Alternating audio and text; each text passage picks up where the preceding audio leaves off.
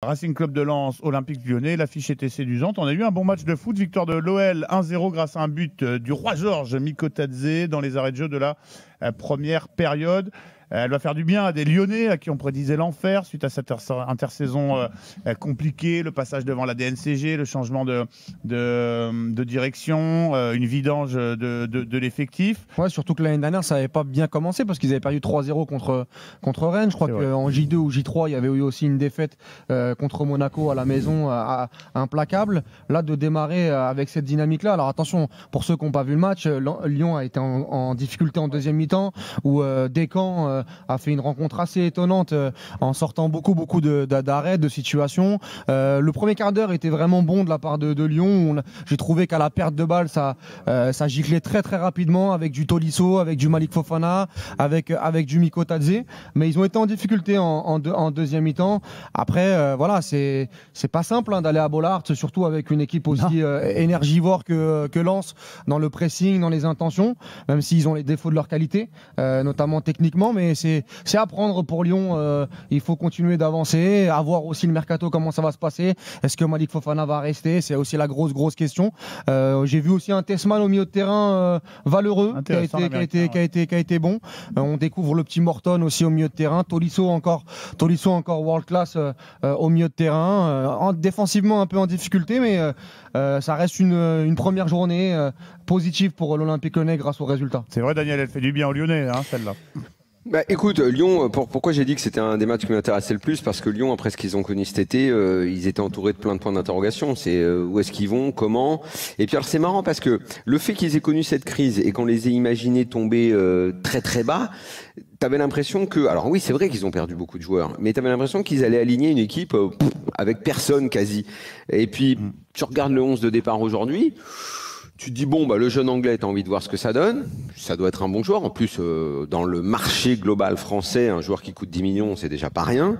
Tessman, moi, déjà l'année dernière, je sais pas que je le trouvais extraordinaire, mais je trouvais qu'on était parfois un petit peu dur avec lui et que si on lui laissait de la place, il avait matière à faire un boulot assez propre, pas créatif, pas voilà, c'est ça, pas à nous faire lever de notre fauteuil, mais en tout cas utile au milieu.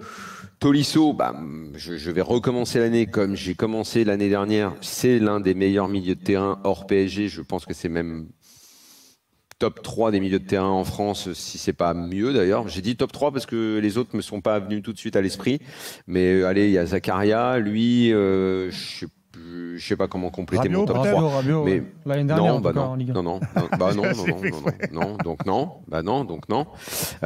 non, mais Tolisso il est bien au-dessus. Enfin, l'année dernière, il y a eu débat en début de saison. Enfin, bon, le débat, il n'existe plus. Enfin, Tolisso, c'est comme tu l'as dit, tu as même employé les mots de world class. Tolisso, il a un excellent niveau. Là, on sent vraiment que dans cette équipe, en fait, c'est la boussole, mais ça déjà depuis un moment. Mais là, même sur le match, t'as vu dans quelle position il a joué? Parce que comme il faut dépanner, parce qu'il leur manque du monde et tout, il a joué même plus haut. C'est ce qu'on veut faire d'ailleurs. On a eu le débat hier sur le positionnement de Rabiot qui ne me plaît pas très haut sur le terrain en tout cas et quasi derrière l'attaquant hier. Tolisso, c'est un peu ce qu'il a fait. C'est là qu'on voit la différence entre les deux. Il y a plus d'énergie. Je suis d'accord. Tu fais bien de le dire.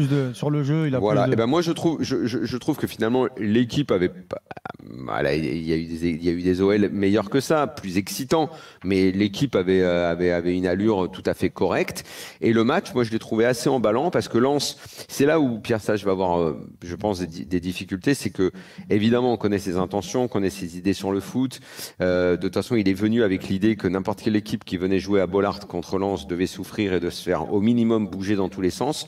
Lens a fait bouger l'OL, Lens a essayé, a eu de très bonnes intentions, mais là où Sage, il aura un problème, tant qu'il n'aura pas récupéré Thauvin à 100%, offensivement, mais même avec Thauvin, il faudra un 9.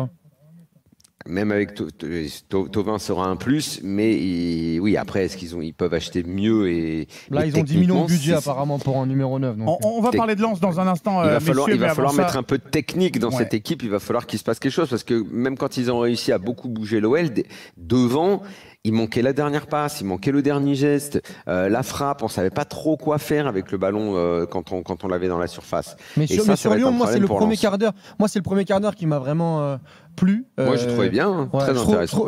Comment ils commencent le match, ils sont supérieurs à Lens. Après, plus ça avance, plus ils sont en difficulté. Bon, il y a Maitland Niles dans son rôle de délier, moi, qui me plaît pas du tout. Et il va falloir véritablement recruter à ce poste-là pour le faire reculer ou pour faire jouer Koumbedi. Mais l'association des deux, façon réveilleur de Buchy 2012, là, moi, ça me plaît pas. Moi, ça me plaît pas du tout. Surtout qu'en plus, le problème de Maitland Niles, c'est que c'est rouge ou noir. Il est capable de faire des très très belles choses, mais des fois d'être déconnecté complet et de tuer son équipe. J'ai trouvé un peu un Malik Fofana en début de rencontre un peu brouillon. Bon, il est sur le but. Ouais, on a l'impression qu'il n'était plus là. On a l'impression qu'il avait la tête ailleurs. Il est sur le but au final, mais il a eu beaucoup de spots qu'il aurait pu mieux gérer, et notamment une en deuxième mi-temps où ça doit faire 2-0 qu'il n'arrive pas à conclure. Après, le problème, j'ai pas trouvé qu'il ait fait un match extraordinaire d'ailleurs, Malik Fofana. Non, au final, non. Il a la tête un peu à moitié ailleurs. Je pense que ça doit jouer. Il l'a dit après la rencontre. Ça doit jouer. Je suis encore à Lyon, mais on ne sait pas ce qui peut se passer en football. Exactement. Un Mikotadze qui peut encore avoir une marge de progression aussi. Et surtout, moi, je trouve que c'est défensivement.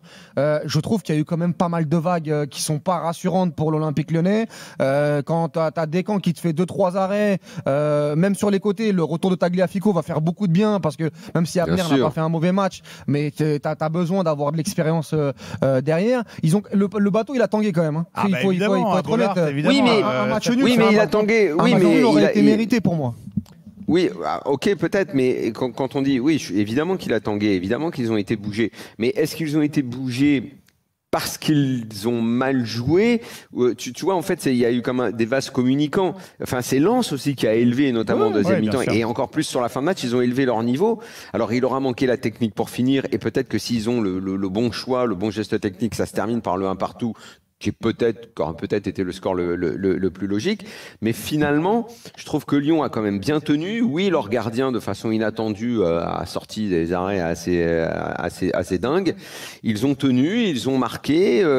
Moi, à la place de l'OL, je suis quand même très satisfait. Je me dis qu'on n'est pas si mauvais. Comme tout le monde les voyait très mauvais cet été, les voyait couler, je me dis on a quand même notre mot à dire dans ce championnat. Après, si évidemment, d'ici le 31... On l'a dit dans l'after, avec Fonseca, avec une colonne vertébrale qui sera solide, avec un Tolisso qui sera avec ses soldats. Après, il ne faut pas qu'il perde tout le monde, Walid. Si demain, Fofana s'en va, si tu en as un autre qui s'en va et tout. En tout cas, pour faire top 7, pour faire top 7 dans une Ligue 1 très pauvre, pour moi, ça suffira. Et quand Rémi Descamps, ton gardien de but, est élu homme du match, ça dit quelque chose quand même de la pression que tu as subie. Mais je pense qu'il y a beaucoup d'équipes qui vont être en difficulté à Bollard cette saison. C'est une certitude. On va écouter Moussa Niakhaté, le défenseur sénégalais de l'OM. Il salue évidemment après le match la cohésion du groupe lyonnais. On est soudés, on a fait une pré-saison incroyable, on rigole beaucoup ensemble, on s'amuse ensemble, on se voit en dehors des entraînements, des matchs. Il y a vraiment un groupe incroyable. Mais comme je vous l'ai dit, il faut montrer les choses et je suis très content parce qu'on a montré cette solidité et cette solidarité qu'on affiche aux entraînements et en dehors sur le terrain. Donc sans ça, je pense qu'aujourd'hui on aurait craqué.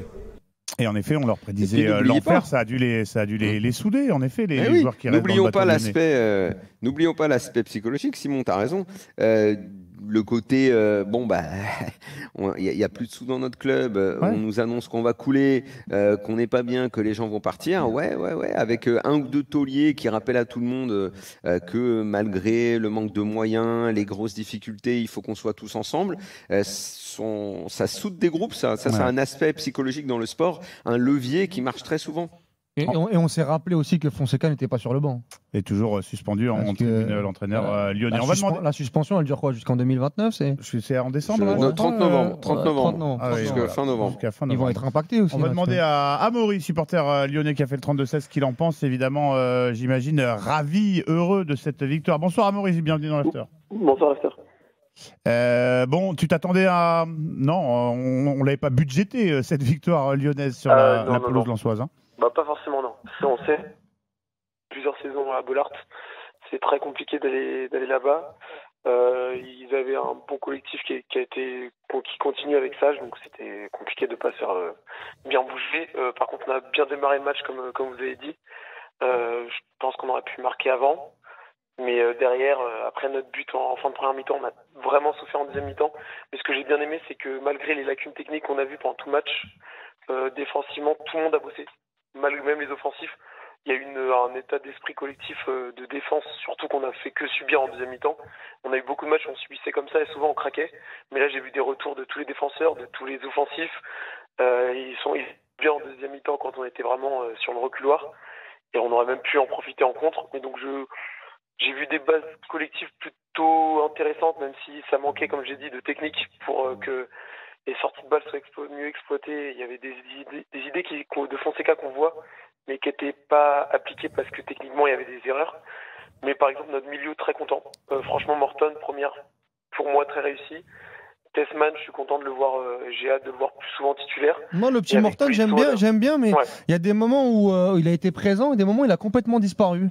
Moi, j'attends encore un peu de match pour me faire véritablement une idée sur le joueur. On sent qu'il a du football, on sent bien évidemment qu'il a de la qualité. En tout cas, il n'y aura pas de virus avec lui déjà dans l'équipe. Excellent. Mais non, en tout cas pour moi, et puis surtout ils sont aidés par Tolisso qui, comme vous l'avez dit, est le patron. Ouais. Et donc quand t'as Tolisso à côté, je pense que ça t'aide. J'attends peut-être un peu plus de devant, notamment Mikotadze qui marque, mais Mikotadze, le premier quart d'heure, il peut te boucler le match avec les deux situations là. Il y a la finition, même tu vois en deuxième mi-temps, Walid, je trouve que là où il nous aidait la Casette l'année dernière, c'est conserver le ballon quand tu subis comme on a subi en deuxième mi-temps. Mikotadze, je trouve qu'il pèse pas assez dans ces moments-là. On ne voit pas le trouver pour qu'il conserve le ballon, pour qu'il fasse monter le bloc. Il n'a pas encore ce rôle-là et je pense qu'il est capable de le faire. C'est juste qu'il faut qu'il soit un peu plus présent dans tout un match sur les 90 minutes. Et quand il va le faire, je pense que ça va. J'aime bien le concept de la bande à Tolisso, moi. C'est le Tolisso et ses gars, Je pense que tu vas trouver une cohérence dans ton équipe. Chacun est à sa place. Chacun connaît son rôle. Je pense que lui, il est prêt à assumer ça en plus. Ouais, moi je pense que ça peut être bénéfique pour l'OL. Et puis on voit aussi que le groupe, quand on voit les réactions du groupe juste à la fin du match, c'est qu'un premier match, mais tout de suite, ils se réunissent au milieu de terrain, genre au coup de sifflet final. Tu sens que, comme vous le disiez, ils ont souffert pendant cette intersaison, comme nous tous, et qu'il y a quelque chose qui peut se créer. Il faudra voir la fin du mercato qui restera encore là, mais je pense que ce groupe-là peut se souder autour de ses premiers bons résultats en phase de préparation. Si tu perds Fofana, il faudra voir, parce que les ailiers, il va te falloir 2-3 ailiers quand même. Parce que Nouama est blessé pour un petit moment. Il y a le Tchèque qui est arrivé là, qui est sur le côté, comment il s'appelle, Karadec, mais il va falloir un peu plus quand même. Même si Nouama revient à un moment donné dans la saison, il va falloir un peu plus quand même sur les côtés, je pense. Parce que là, il a fait rentrer le petit Khalis Mera qui a été plutôt bon, mais qui est plus dans le cœur du jeu, qui est pas un ailier. Donc il va falloir quand même se renforcer quantitativement, sachant qu'il y a la Ligue Europa. Merci beaucoup Amaury d'être venu dans l'after supporter lyonnais. L'OL qui s'est imposé 1-0 sur la pelouse d'un Lens.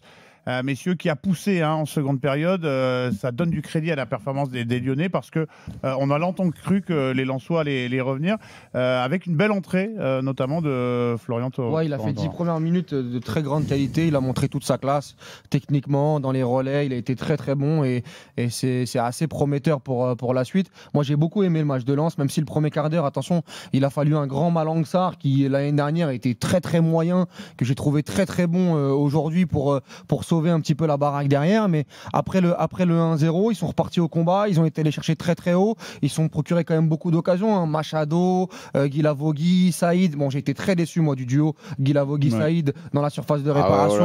Techniquement, c'est faiblard. Entre les mauvais choix, la qualité technique, c'est quand même compliqué. La même chose pour Diouf. Diouf, je l'ai déjà dit, mais pour moi, c'est le Ousmane Dembélé des milieux de terrain, mais avant l'année dernière. C'est-à-dire qu'il a avant la transformation, c'est que le mec, il a des prises de balles exceptionnelles, il va à 10 000. Par contre, son dernier choix, il est toujours catastrophique. C'est toujours, en fait, il fait le choix qu'il faut pas. Et il est très jeune encore, mais il a toujours pas passé ce cap. Et ce soir, c'est criant encore dans les choix de jeu. Il n'est pas dit qu'il fasse la saison à Lens. Il paraît qu'il parce qu'on en parle en Italie notamment. Il a un gros marché ou en Angleterre, il est sollicité pas mal. Et à Lens, on se prépare à si le chiffre qu'il faut tombe, il partira. Il a un gros marché de par ses qualités athlétiques notamment, mais dans les intentions. On se dit que la transformation, elle est possible. Oui, mais moi aussi, j'y crois. Je suis encore dans le train, mais bon, match après match, c'est souvent le même constat avec Andy Diouf. C'est dommage.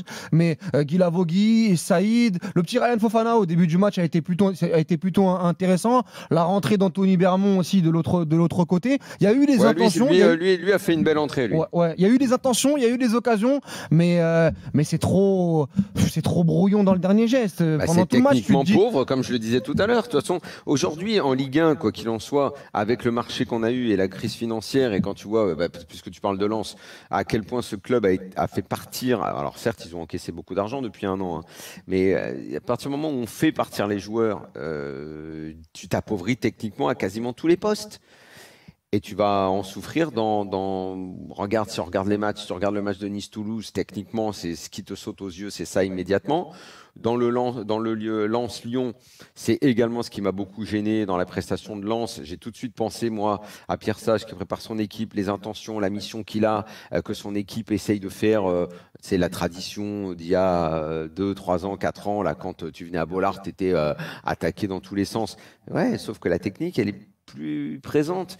Mais pour le coup, dans le travail préparatoire, Daniel, je trouvais que c'était assez facile d'aller dans la surface de réparation. Oui. Quand tu es frappé par une crise financière, là où tu le vois le plus, parce que ce qui a un coût dans le foot, c'est la technique. C'est le joueur qui est au-dessus, c'est le joueur capable de mettre des buts, le mec capable de faire la passe.